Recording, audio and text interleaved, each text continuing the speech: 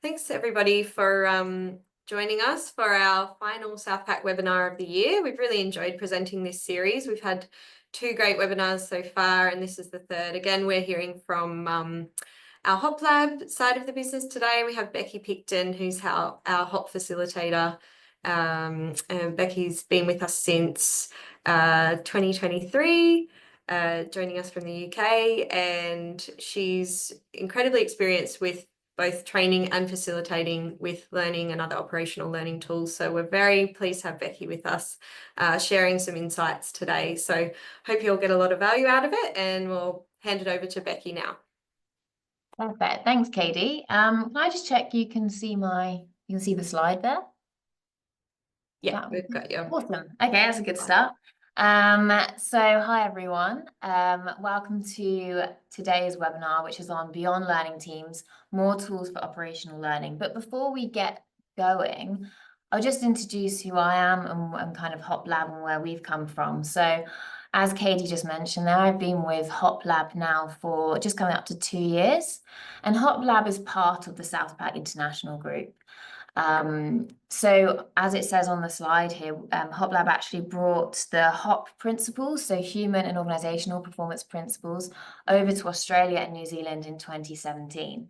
And since then, they've been working with a bunch of different organisations, both within Australia, but also internationally in various parts of the world, whether it's supporting organisations to implement some of those human performance principles or start to introduce some of the operational tools, which we're going to talk about today. In particular, we do a lot around learning teams, which is why I think we thought, it'd be really interesting to say we've got a lot on learning teams. What else is there where we can start to apply some of these similar methods?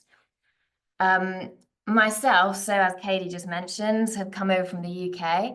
My background's actually more in psychology. So I started off going down more of the route of performance psychology and sports psychology. So that's really where I studied and started out.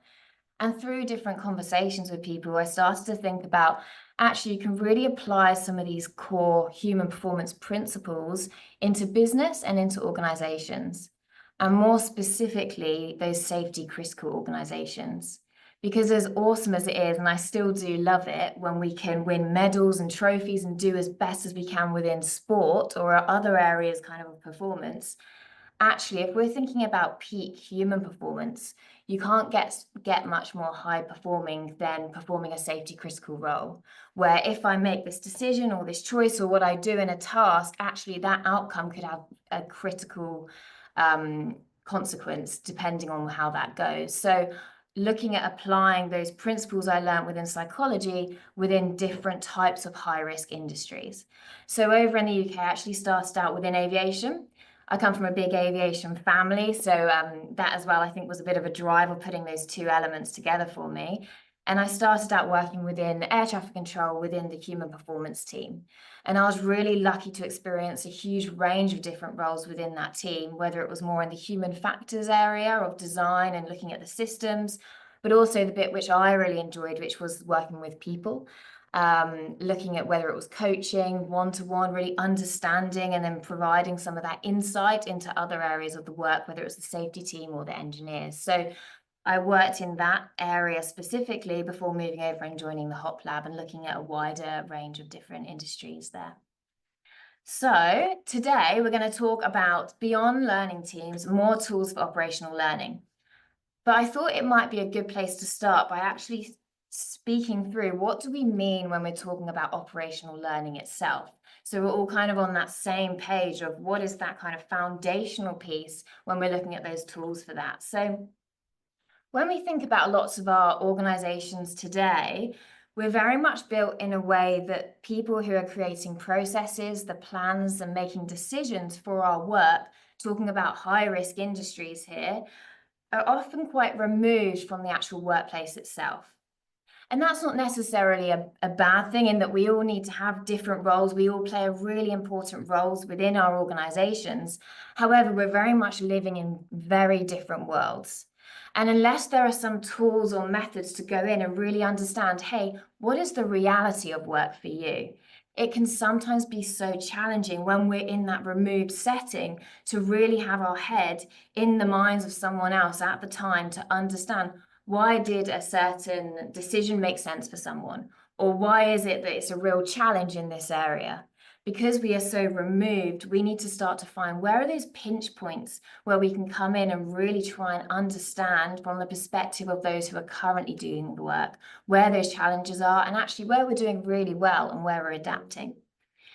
And when we think about this kind of structure which we currently have, when we look at these kind of stark differences in different worlds within organizations, it can be helpful to think about, where is this built from? So some of you are on the call now may have heard of a guy called Frederick Winslow Taylor, or you may have heard of Taylorism. And Frederick Taylor was a mechanical engineer at the start of the 1900s. And he was starting to look at, within industry, how can we really get really efficient? How can we get lots of kind of our industries making lots of money and kind of reaching our goals of where we wanted to be? So Frederick wrote a paper called The Science of Management, so scientific management. And although there was lots in there, he actually had some really kind of strong views and opinions, which really set a precedent for how organizations actually all around the world currently structure themselves. So some of the thoughts which Frederick had were around managers being smart and workers just need to kind of do what they're told to do. He said that workers, so our workers on the front line, will kind of do as little as possible until a manager or a leader comes, and then they'll kind of pretend to work really hard. And he called it soldiering. So what he's really describing there is this parent-child relationship between a manager and between someone on the front line. Whereas, as we know, our organizations today are highly complex, and we all play a really important role within that organization. The person on the front line is the expert in what they do, who has so much information for us to tap into. Whereas as leaders, generally, we're kind of told this whole idea of, don't bring me a problem without bringing me a solution. And actually, as leaders, I come in and I bring the solution. And there's definitely a time and place for that. And that's really important as well. However, sometimes our role of leaders is actually to go in and learn from people who are doing the work and say, hey, what is some of the challenges which you've got? Or let me really understand your work from your perspective.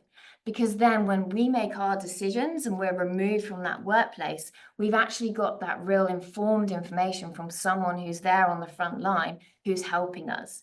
So actually, we're almost kind of saying our role as leaders, yes, sometimes we have to come forward and provide those solutions and lead and bring things to the table. But actually, just as importantly, we're there to go in as listeners and learners to say, actually, maybe I don't know everything because I'm not here all the time, because there's other areas of work I'm focusing on. But when I am here, or if we can find those kind of touch points to say, actually, tell me more about your world so I can bring that back to my workplace to help to inform what we then move forward to decide to do. So to conclude that together a little bit before we move on to those tools, operational learning then, so it's a HOP-based technique of learning. So that's the Human and Organisational Performance principles, which I'm going to pop up in a moment. We're learning from the operation itself. So people who are currently doing the work. Again, we might have done it previously, but we might not anymore. And as we know, in our types of industries, the world is constantly changing. And therefore, people who are currently doing the work is who we want to understand and learn more about. We're trying to understand where some of those problems or challenges are, where there's successes, and also normal. Because what does a normal day of work look like? Because if we've had a non-event, we know that people have had to adapt to have a normal day of work. So where are some of those adaptations? In doing that, we want to try and uncover some problems which actually might be hidden from us. We start to encourage and empower the workforce to say, you're the experts in what you do. Please bring information forward to us. It's the only way we're ever going to learn. As we sit here now, our operations are running a certain way. So do we want to have some insight into that? How are we managing work? Or do we kind of want to say, okay, we're going to wait here until potentially an event happens or something happens and then we learn? Or do we want to proactively learn to understand, as that bottom piece in red there, what is the operational reality of our work? How are people really managing it? And that's what operational learning is all about. Some of you on the call may have seen the blue line and black line, which kind of brings this together visually. So the idea of when we thought about that, when we're quite removed from the work, it gets represented as this black line here. So it's our work as imagined. Again, with good intention, we set a plan, we might have some procedures, and we have a way as managers and leaders that we think, this is how work will go. This is kind of what I imagine in my head. Whereas, as we know, the moment that our workers get on site or they get to work, the weather might be a certain way. We might have someone that's called in sick. There might be a tool that's not working or a system that's down. That's the reality of our kind of complex workplaces. And yet people have an amazing ability to adapt to that. And most of the time with success. And as you can see here, visually, that is represented as that blue line. And that is what we want to understand with operational learning. Describe to me what that blue line looks like. And we often find, especially with learning teams and areas like that, when we bring people in from the front line and we just literally draw this out and say, we've got this plan, here's the black line, but actually we understand it looks like this and draw the blue line, straight away people start smiling, they kind of start nodding, they say, yeah, they understand that we're talking the same language here. That's what you want me to tell you. You don't just want me to tell you about kind of, yes, we comply to this and reel off that story. You want to hear the reality of work. And so this is where we kind of describe our frontline workers or people closest to the operation as the masters of the blue line. That is what we want to understand with operational learning. So, double A there, sorry about that. When we think about our current learning activities within our organizations, what activities do you currently do to learn from work? So not necessarily what do we always do because we've always done it. Where are we actually learning? And where do we focus our learning? Again, thinking about that blue line and black line. Are we focused on the compliance, the procedures? Are we following by that black line or the reality of work? And some of these might kind of come to mind a little bit. So we might do observations, audits, site visits, inspections, some pre-post job activities, risk assessments, investigations as well. And none of these are saying that these aren't the right things to do. Within organizations, we might be doing these and learning a lot from them. But I think the challenge here is when we do these activities, are we focused on, again, that black line, that kind of compliance? We go into an observation and we can physically see someone's not wearing PPE. So we go and say, you know, what? You need to be wearing PPE, as opposed to that, I guess, more curious approach to understand, well, why does that make sense to that person? Removing that judgment for that moment to really understand, because if it makes sense for them, is it going to make sense to somebody else? Or when I'm not on site and I leave and I get in my car and drive off, will this operation look different? So it's starting to challenge our approach a little bit, which is when we apply this operational learning. So we're trying to understand work from the perspective of the worker. So as it says there, it's kind of moving from the operator compliance to the struggle to really understand that messiness, but really the reality of our work. So the foundations of operational learning, we really want to have the HOP principles, so that's human and organizational performance principles, embedded within our organizations in everything which we do. And we have 5 principles of HOP. So people make mistakes, blame fixes nothing, contextualized behavior, learning is vital, and response matters. And we at HOPLAB have this logo, purposefully, where we have all of those different colors of those principles kind of bound together in that elastic band ball. And we do that to really show each of these are just as important as each other.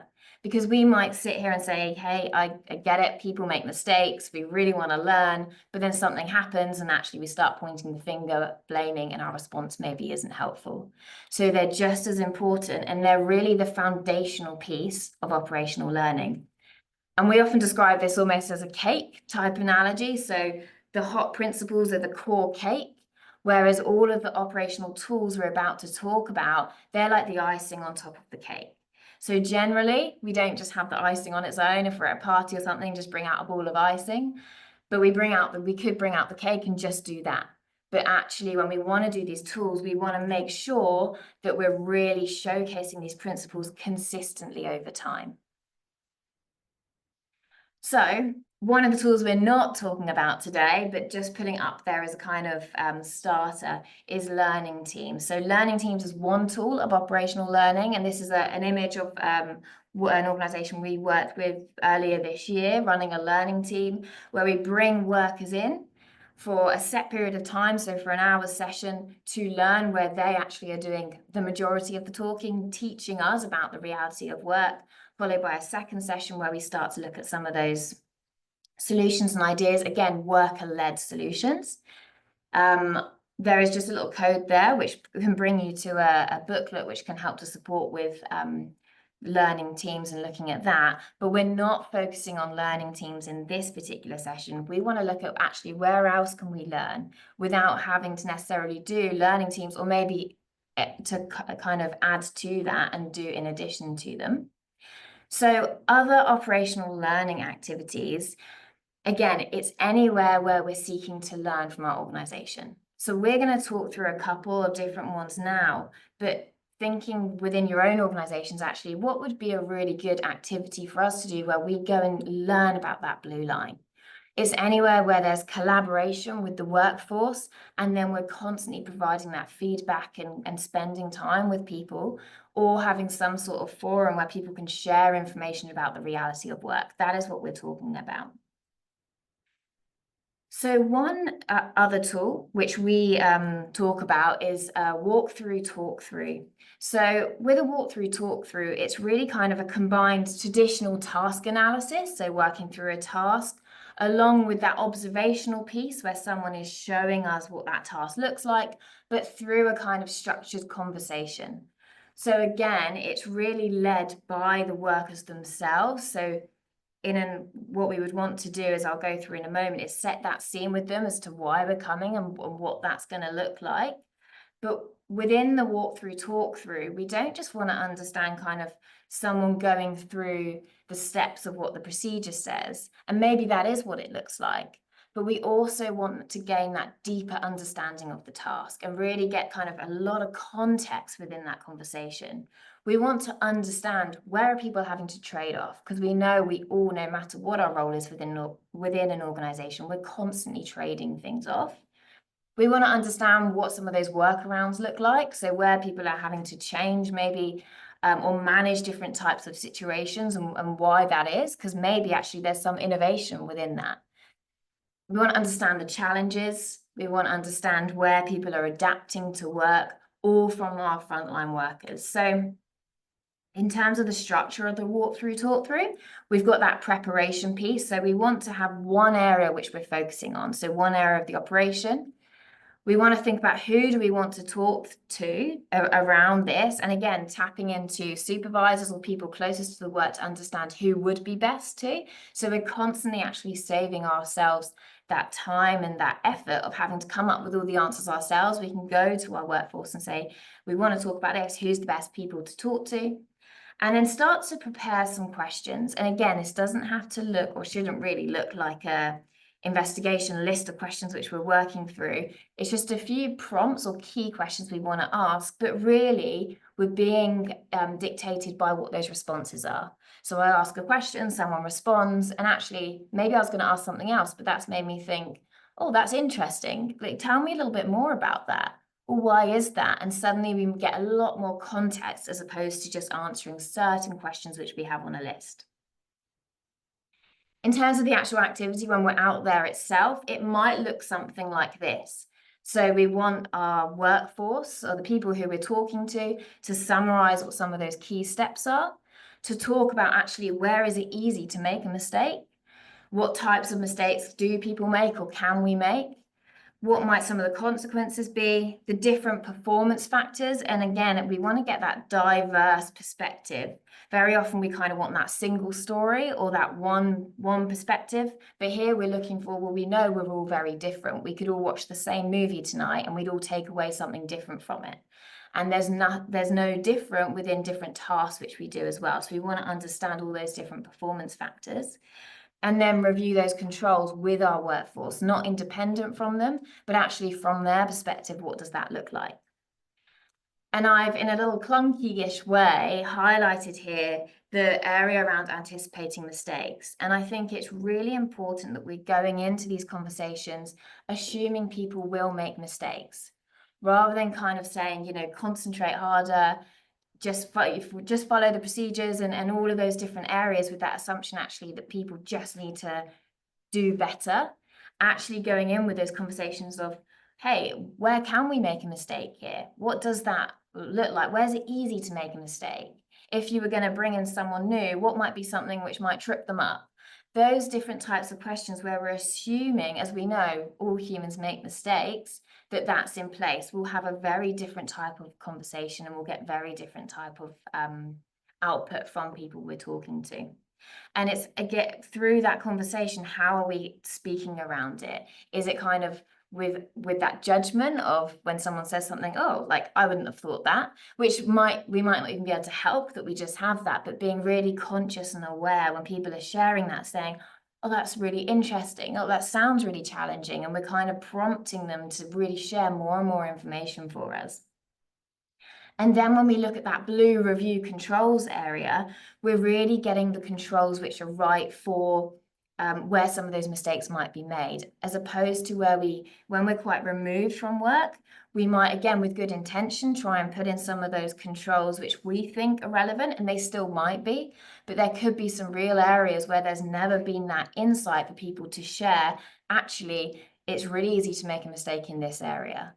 For whatever reason that might be, that might not have been shared before. It might be that further down the chain, there's been a shortcut or adaptation, which means that actually we need a different type of control. So we're only going to know that if we create that environment, again, with those HOP principles embedded, for people to share those really honest perspectives of what work looks like, or reality, I should say, of work, to then match the controls to that. So we're working a lot closer with our workforce and in more of that collaboration piece to come up with some of those. I think we touched on a few around what types of questions we want to ask, but I think with all these operational learning tools, we want to be asking questions which feel different. So not necessarily the same list of questions. And again, there might be ones we have within our organizations which are really great, and people will really respond well to them, but there may be some which kind of shut that conversation down. So keeping them quite broad, quite open, and asking things which maybe are slightly different to what people may have experienced, such as, you know, if you're, depending on who we're talking to, if your son or daughter or sister, whoever it is, was going to come in and do this task tomorrow, what would be the one thing you'd want them to know? So it's trying to tap into the different ways of finding out information from people, which maybe even they haven't thought about, because there might be a way which they always do the task, which is so natural to them that when we ask, where's it easy to make a mistake, it might not even come to mind, because they always move that lever out the way, or whatever it might look like. Whereas when we ask from that perspective, they might think, oh, actually, that's true. If they didn't know that, I'd want them to know about this lever, or whatever that might look like. So we want to try and think of where might we get a bit more context from people, and so changing the types of questions which we're asking them. Within a walkthrough talk-through, a little bit different to a learning team where we try and keep it really broad at that first session, we actually want to start quite close with what are those the steps of that critical task, to really understand that, again, from the perspective of the worker, before we then zoom out. But the zooming out piece is really important, that we do understand that wider context as well. So what is kind of normal within that work site? Is it normal that everyone bypasses one of the certain procedures for a certain reason? Well, actually, we need to, and we want to seek that information to understand how that fits into some of those steps of that task. So once we've done that, we spent some time with the team, we built up that rapport with them, we've gathered some information, we're then kind of on that after phase, so the post walkthrough talk-through. So we've identified some of those controls with the frontline workers, hopefully kind of really led by them as well, being closest to the work. We then that piece around communicate recommendations. So I think very often that feedback piece gets missed. So we'll go in, we'll spend some time with people, and very rarely do we go back and say, this is where we're at with it, or thank you for sharing that. This has been really helpful. And even if there isn't a specific change which we've made or we've been able to make, just feeding that back. Or if there's a certain way things have been done and actually we need to revert back to kind of work as planned, well, let's feed that back and give that understanding. So it's that constant loop of learning. And even if a new control comes in or we make a change, let's go back and have a conversation and say, how's it going? Because even though that might be perceived as, well, we put that change in and that should be better, well, our organizations and our workplace are changing every single day. Today looks different to yesterday. So we want to constantly seek that information to learn. So already you're probably thinking where you might use this or where you currently are. It might be something which you're doing already. So it could be after an event, but more so, I think it's that proactive going out there and kind of seeking insight from whether it's a challenging task or an area of work which people are always talking about or frustrated about, or maybe it's somewhere where we're having lots of success and we want to kind of understand a little bit more about that and what that looks like to share to other sites or areas of work. So really, it's a really adaptable tool, which we can use, as it says here, anytime by anyone to explore everyday operations. And that is where I really see this sitting, even though it might be part of kind of a post-event activity. Going out there to understand that blue line through this walkthrough, talk through, we're going to come a lot closer to the work and understanding that reality as opposed to waiting for an event to happen to then trigger learning.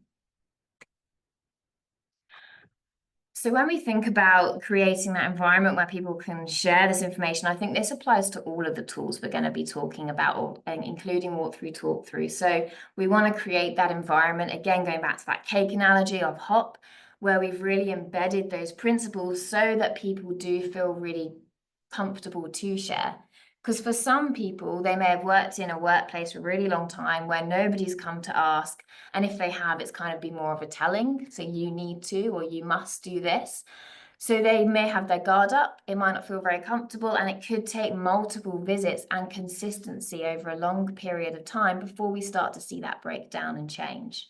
And that is where we really start to see that kind of those little nuggets of success, is where maybe someone who's been quite guarded comes forward and says, it might just be something really tiny, but oh, actually, this part of work is really challenging, so we're unable to follow this part of the procedure or whatever that might look like. And in our head, that's almost that, wow, someone's been really open and honest here. And so then that's going back to those principles, really important on that response piece. So that's that, oh, thanks for sharing that. We weren't aware of that, or how whatever kind of way of interacting with that person might be best, but it's really recognizing often it's those small little nuggets which start to build up over time, and then people are a lot more open with us. So starting to think about how we might start some of these conversations with people as well. So when we think about what some of those benefits are, it's probably kind of, I guess we've discussed it through why we would run a walkthrough, talk through, sorry. But as it says here, within quite a short period of time, we get a real deep understanding with a lot of context from people. But not just do we get that initial learning, we actually build rapport, we build understanding with people. We start to break down those barriers like I just mentioned there. So it's really kind of a wider exercise as opposed to just learning in that instance. It's that genuinely changing the culture of an organization. So bringing in kind of English football into their presentation. What is the goal at the end of the day with all of these activities? It's learning about that blue line. So it's not, and I think this is a kind of a key point, which is it's not just going and writing a list of problems in a way which feels quite kind of sterile or kind of a bit formal, or it should feel different to other activities which people have experienced before. So we're going in and having genuine, as it says here, meaningful discussions and conversations, where really we should be genuinely interested to understand work. We know people are having to adapt, and so showing that, people will feel that instantly. We all know if someone comes up to us and they've got something they need to get from us, that's fine, I can give it to them and it's a short conversation, versus really someone who's very interested in my work and how's it really going, and they're really listening and showing all of those attributes. I'm going to share so much more with that person because I feel like they're really valuing me and they're valuing my role. So that's a bit of a whirlwind run of walkthrough, talk through. Thinking about some other operational tools then. So event learning, this is where we're thinking kind of post an event happening. So if we just jump back one step and think about investigating, or the word investigation, what kind of things tend to come to mind with that? So we might almost think kind of like police, cops, crime, criminal, interviews, gathering evidence, all of these different areas. Whereas if we think about what words come to mind with learning, well, it's more kind of that gathering of information, collaboration, bringing people together, being curious, trying to understand, bringing people in, as opposed to that kind of separating people out. So it's interesting within many organizations that we tend to really post-event focus in on this investigation side. Whereas what is the real purpose of an investigation? Well, actually, it's to learn to improve so that we can make things better. And 99% of the time, we're within workplaces, an event has happened where someone has gone in with good intention to get work done.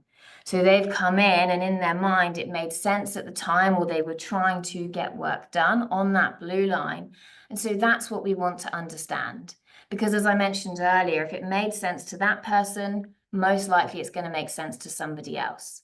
So really, we want to bring people in to learn for our own organizations, as well as those people to make things better. So event learning, this slide is very wordy. But really, as I just went through there, it says it's around learning to improve the wider system. So it's not just almost that quick fix of changing one thing and making that specific change to that event. Actually, let's look at the wider system, what led to this. And as it says here, an event triggers system learning is what it should look like. So rather that just really and there may be some little nuggets which are specific to that event, but that actually there's most likely that we're kind of dealing on a foundation of a whole system which we want to better understand. So when we think about event learning, it's about bringing people in and learning with our workers.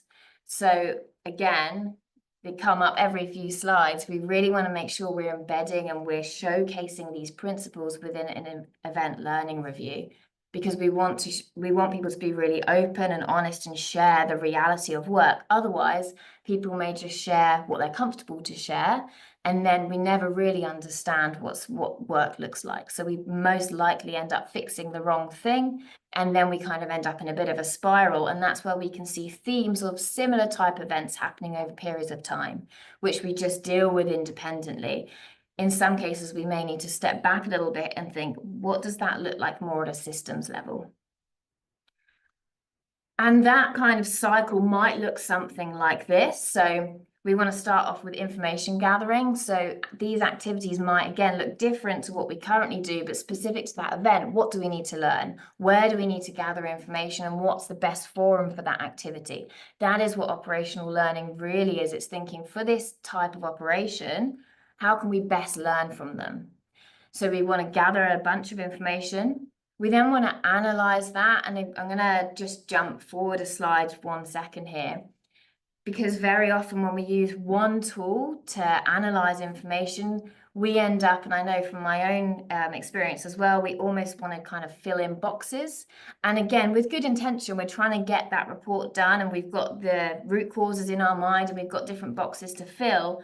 But actually, the kind of the model which we use shouldn't really drive the learning which we're trying to gather. It should be the other way around. The learning and the inputs we've got should really drive actually how we analyze that and how we showcase it. So we might want to use something which is a lot broader. So we often use kind of an Aki map on the top right to really look at the wider system and all the different elements within that, but still being flexible with that tool to say, actually, there's this huge bulk of learning here, which doesn't quite fit in here, but let's just put that still to the side because that's really important context. So we want to analyze. We then want to make sense of that information. So again, that might be some collaboration and conversation. And then we want to share what some of those outputs are. And that's that really key feedback loop. So we don't necessarily, within an investigation, bring people in, gather lots of information from them, and they don't hear anything. Actually, what does that sharing piece look like? And what's the most appropriate method to share that information for that particular group of people? And it might be going to them to say, what would be the best format? What would be the most helpful for you? So then we're empowering our workforce to engage with that. And really important within all stages of event learning is, as is in the title, we're constantly learning. Even when we're sharing that information and we might make a change somewhere within the operation, let's go back and still, we might have come up with that and feel really proud of it, but let's go find out, is it actually effective? And it might not be. And so it's still that continuous learning within organizations, and it's not just the end of the investigation, I'm on to the next. Actually, it's that continuous kind of check-in and collaboration. Another kind of operational tool we might do to learn could be something as kind of quick and simple as focus groups or just day-to-day discussions and conversations. So informal conversations with workers to understand the reality of work. We might do something like it says down here, a kind of drop-in session. So if we've got the operation running in one area, if there's a rest room or a breakout room or whatever that might look like, we might just say, hey, someone's going to just be in the room within these hours of a shift. Come in, this is what we want to chat about and learn a little bit more about. And again, it's the role of that facilitator or that person to showcase those principles, to really show we want to understand the reality. We're not here to kind of gather certain information and there's a right and a wrong. We want to get lots of different perspectives. We might do something similar to what's on the slide there, where we have a whiteboard and we say, when someone's not here, come and just write out some information. So we're constantly gathering that learning from people. It could be that we've got something like a QR code where people can provide information, but speaking to people who are closest to the work to say what would be the best format. Again, similar to what I just mentioned a minute ago, we're empowering them to take ownership of that, then they're more likely to engage with it. If we just turn up and say there's a QR code or there's a whiteboard, people are going to maybe be a bit unsure of what that looks like. So maybe we do a little bit of a session or a short discussion or even a focus group to say, we really want to learn from you guys as the experts in what you do. What would be the best way to do that? It might be that we come down whenever it is within a shift and sit down and have conversations. It could be a walkthrough, talk through, and provide some of those different options. And I really like this idea of kind of allowing for flexibility, especially with the operations and industries which we're kind of talking about, really being flexible with what that looks like. So what's going to be the best for one site within a same organization might actually look different to another. But as long as we're learning, that's okay. So kind of having that adaptable mindset is one of the core components of resilience as being really adaptable. So if we want our organizations to be resilient, we need to be flexible to that. So aside from specific tools, we also have the tools as individuals, which we can do, where we can apply operational learning every day in everything we do. And that's where we can just go out and have those informal conversations, not necessarily being seen when we have to be seen because we've got a specific activity we're out to do, actually wanting to go out and have conversations with people, being teachable, so not necessarily saying I know everything, which can be really challenging in a leader's role, but kind of stepping back and saying, tell me about your work, and us actually becoming listeners and learners and people closest to the work teaching us. Because we may have we all have a whole bunch of information, experience, and knowledge ourselves, but we already know what we already know. And therefore, when we engage with other people, it's a really good opportunity for us to kind of put that to the side and say, tell me about your world. Let me understand what's happening from your perspective. And then that's only going to inform my knowledge and my experience as well. And it doesn't take away from anything which I already know. Consider the language with different people who we're talking to, so how we might approach different people.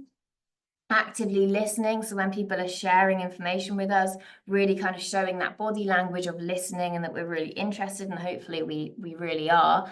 And that builds us into that last point, which is that curiosity. And within the HOP principles and when we talk through learning teams, being curious is a real key word which we bring up a lot within kind of training sessions when we speak with people. And when we think, what do we actually mean by curiosity? And it's that strong desire to really want to learn and know something. So we really want to go in to seek to understand. So how can we do that? And that's, again, applying those operational learning tools. So asking more questions, when we ask a question, really listening to that reply to respond to that, what's been said, as opposed to moving on to my next question, which can be challenging because we're actually very often, especially if we audit or we're an investigator, we're kind of trained to go through certain types of questions with certain themes and different things we're always listening out to, and we almost will naturally have a bias to that. But trying to go in consciously aware of that to say, I'm going to ask this question and I don't know what that answer is going to look like, but I'm really going to engage in that answer to provide another question. And then we're probably going to learn something maybe we didn't know before, rather than always going down the same kind of alley, which we always do, which is where we find we can often come out with the same types of root causes over and over again. It's almost like we've got a bag of different root causes, which we know, again, with good intention, but that's what we're listening out to. But maybe that's not the whole picture. And that's what this operational learning curiosity is all about, is what else might there be that maybe I don't know that I want to be curious to understand. So open-ended questions can be really good for that, not shutting things down. And one really challenging one is kind of that letting go of the need to be right.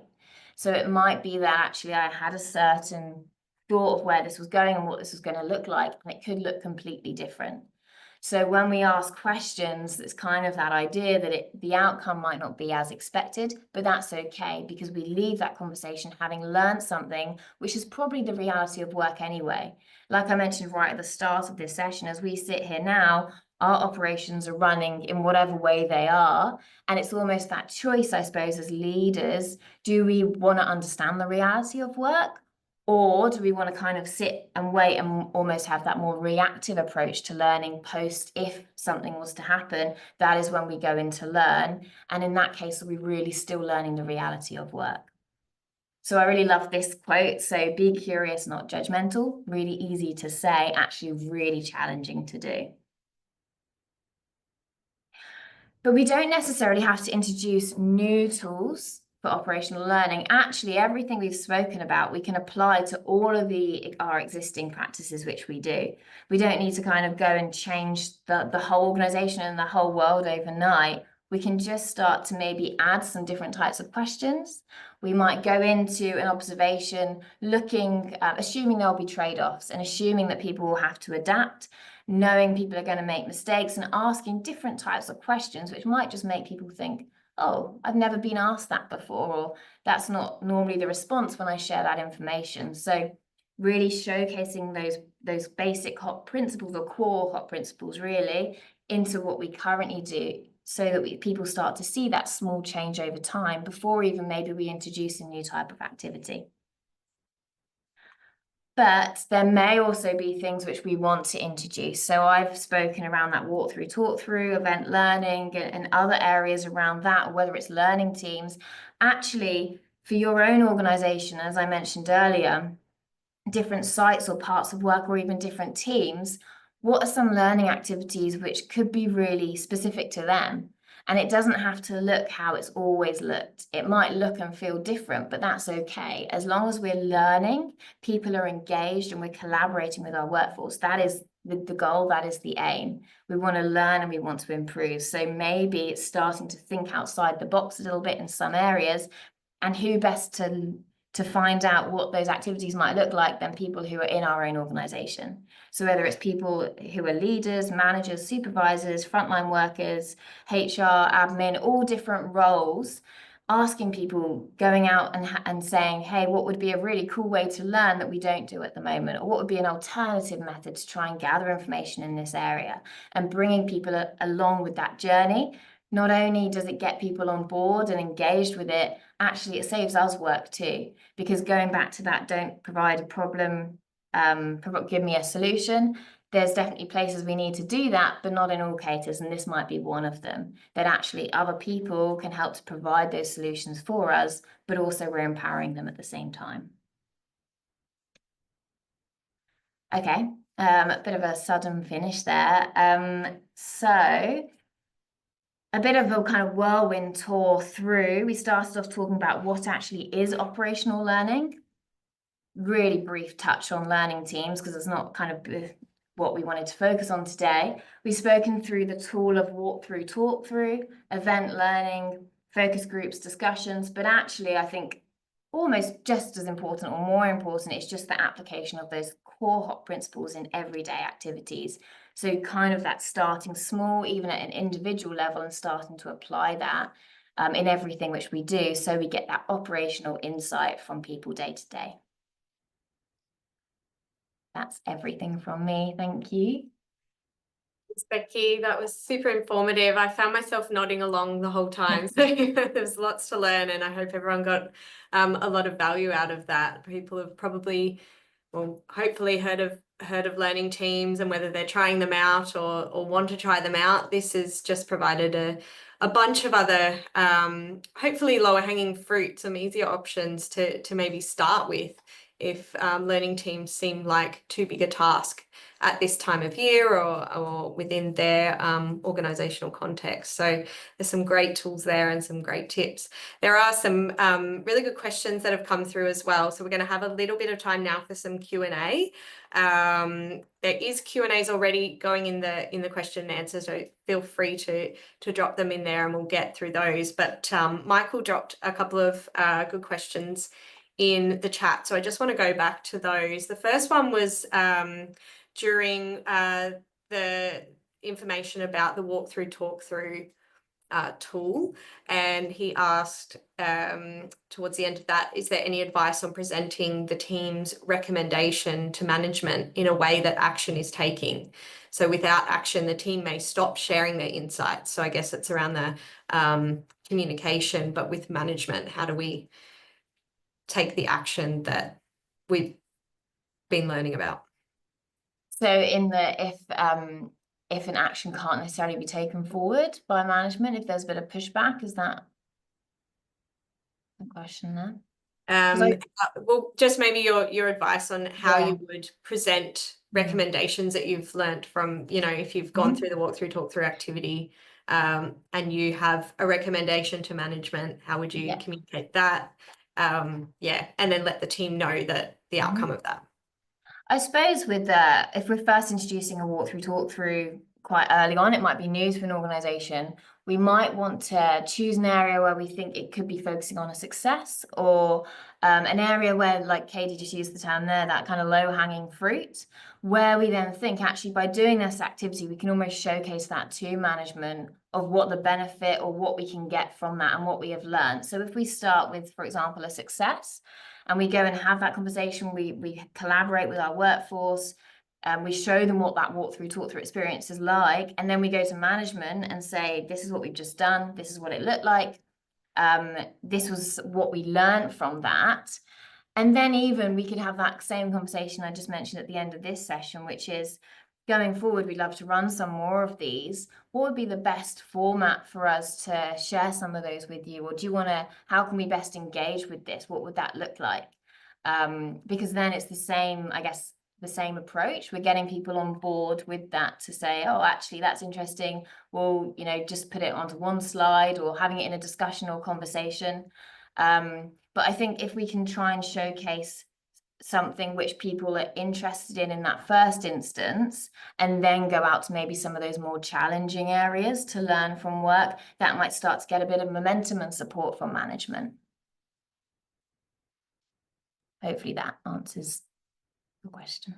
There's another great question from Michael, but there's also one from the Q&A that I think it's from someone anonymous, so sorry I can't identify who sent it in, but how do we align the HOP principles which are being used in conducting learning teams and other operational learning activities with assigning or identifying accountability for safety incidents? So we're going to that accountability issue.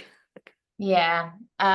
So when we work through the core HOP principles, one of the principles being kind of blame fixes nothing. And I think this comes back to, and I briefly touched on it earlier, what is the intent of that person? So if the intent is to get work done, then we really want to apply those 5 HOP principles to that response and to that, whatever that activity looks like. If you have an investigation or event learning or whatever that is, we want to bring people in to learn, and that is where we build that accountability. So if something has happened and someone is trying to get work done, even if it was that they deviated from work as planned or as expected, whatever that might be, we want to understand why that made sense for that person. So we want to apply those principles in a way which accountability isn't the easy option. Actually, we need to create an environment where we're asking that worker who's come in to get work done and may have been even injured in an event or what that might be, to be really open and honest and quite vulnerable to share that information with us. So we're not saying kind of it's all okay, like don't worry about it, go back to work. We're asking a lot from people who are involved in those events, which is how we kind of generate that accountability piece. And not only are we asking them to be vulnerable to share that information, we're also saying, how can we make this better, and asking them to come on that journey with us. So as we may think for ourselves, if we've ever made a mistake at work, especially a mistake of consequence, we don't necessarily want to kind of be pushed to one side and left, because that's when we get that feeling of stress or anxiety, or we start to feel like we've let the team down and loss of confidence, all those different areas. Actually, as hard as it is, we almost want to be brought in. If there's the environment where I feel like I can say, this is what really happened, this is how I made the mistake, that's really challenging to share. But then if someone says, okay, how can you help make this better? We're actually building that accountability. I'm having to put a lot of effort and work into that, but actually it's building me as a worker. It's building my confidence back up within that team as well. So I think if we're applying the HOP principles consistently in all different activities as we should, then naturally we will build that accountability within people post-event or within everyday work. So they're very much aligned. But yeah, without going into too much detail, I suppose that is one of the core principles of HOP. There's a great question here that we'll jump to from Jacqueline, that's similar to what we just touched on before, so I'll jump to this one. Wearing the frontline worker hat, what should be my expectations in making the discussed action items come true? Should I be part of ensuring that all of it will materialize? So should the worker be involved in the action and outcomes of maybe like a walkthrough, talk through recommendation, or learning teams outcomes, or anything else? What role does the worker have, and how much should they expect to get done after what they've shared? So I think that it will probably, again, look different in different organizations and different sites. And it could be a conversation we have with our workforce. But where we really want to go with this is building that collaboration. So actually worker-owned ideas coming from workers themselves. But I think Katie there just used the word expectation. So I think it's really important we set that expectation at the start, that essentially at the first point of call is we just want to learn what this is like. We want to understand that reality of work. And then what we often talk about is kind of that circle of control. So there'll be areas within work which are completely outside of control of the frontline workers. So it could be to do with recruitment, it could be to do with, even what equipment we have available, all of those different areas. And we can sometimes, especially when we're frustrated with those areas, we get caught up talking about them for a really long time, but there's not necessarily anything that group can directly do about that. So as frontline workers, we really want to focus on our kind of circle of control. What can we actually do? And our circle of influence. So what can we influence? So it might be that our frontline workers can influence but the kind of our leaders to make a change by sharing some of this information and putting forward what some of our ideas might be. But then there will be some areas within that group's own control, which again, if we have leaders and management understanding of the approach we're taking, so applying those HOP principles, them empowering that group to actually say, okay, that's within your control, let's make that change, because it's something which you can do. And in many cases, thinking for myself of learning teams we've worked within, where groups within that learning team have come up with something within their control, it might be something small. It might not be from a wider organization perspective, something which is going to make a huge difference to change. But the huge difference is that group of people seeing that they had a conversation, they came up with an idea, and it was implemented. And that is a really powerful thing for that workforce to see, to then get them to keep speaking and talking more. So even finding one really small thing and saying, okay, let's do that. You guys have come up with it. You guys put it into practice. Let's run with that and see how that goes.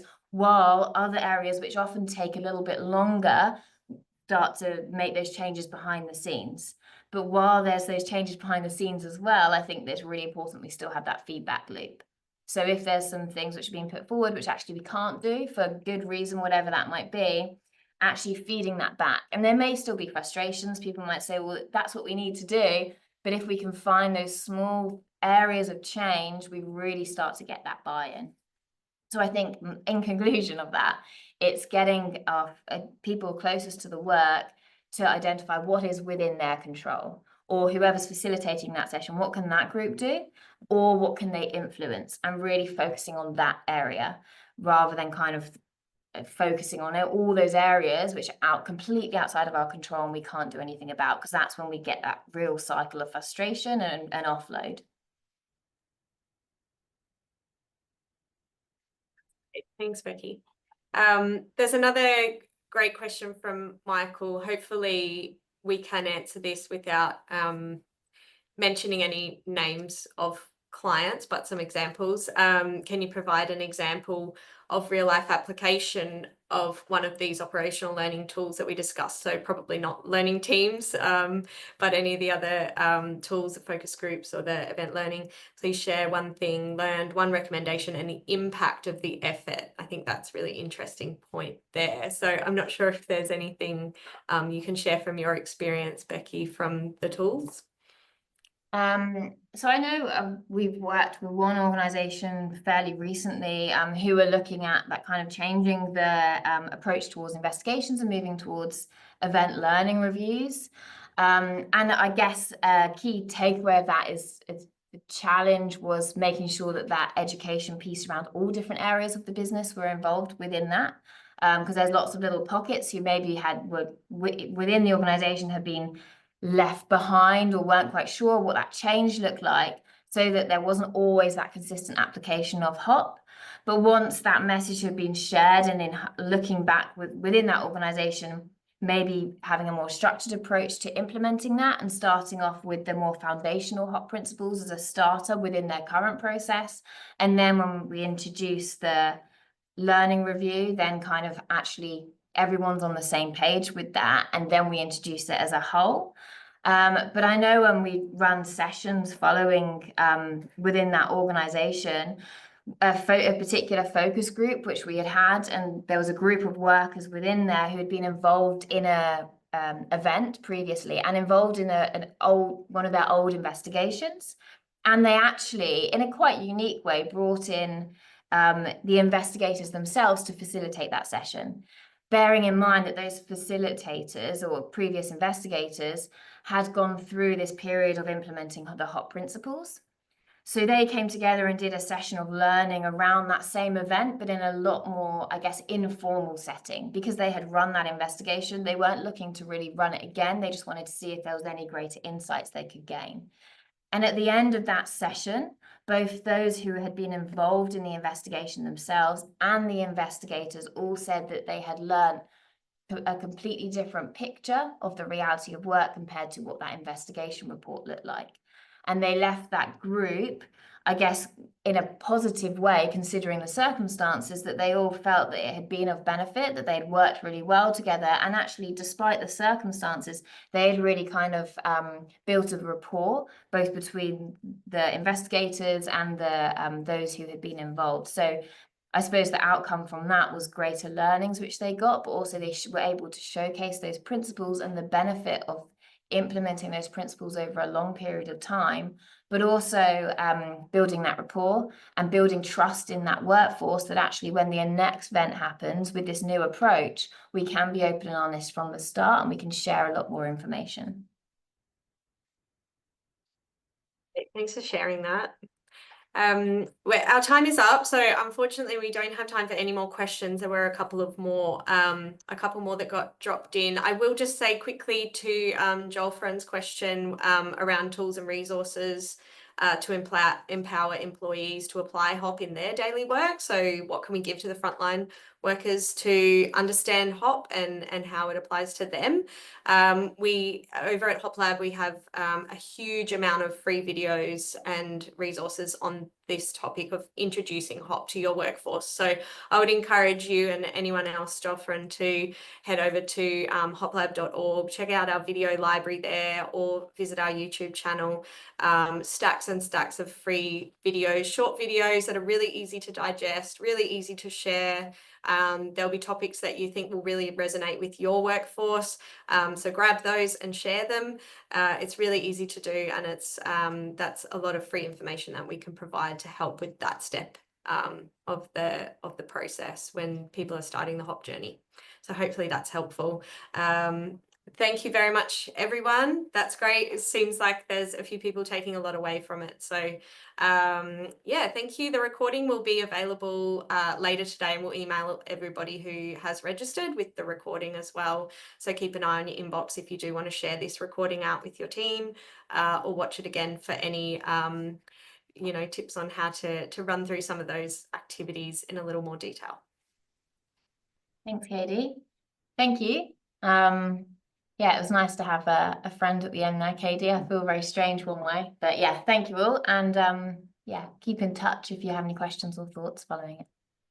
Yeah, feel free to contact us via our website, or Becky's very active on LinkedIn. If you want to find Becky there and connect with her, I'm sure she'd be happy to make some new connections as well, interested in the HOP space and operational learning. And yeah, keep an eye on what we get up to in 2025. Hopefully we see you all online again. Thank you. Thanks. Bye-bye.